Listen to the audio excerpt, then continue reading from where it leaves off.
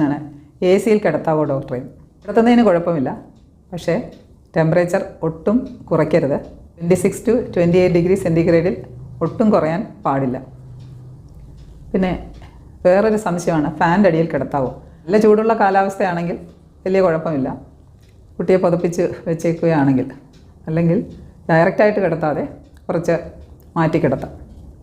പിന്നെ നല്ല കാറ്റടിക്കുന്ന ജനലിനടുത്തോ ഫാൻ കൂടുതലായി ഡയറക്റ്റായിട്ട് കൊള്ളുന്ന സ്ഥലത്തോ കുഞ്ഞിനെ കഴിയുന്നതും കിടത്താതിരിക്കുക. പിന്നെ കുഞ്ഞിനെ ഏറ്റവും തണുക്കുന്നത് എപ്പോഴാണ്?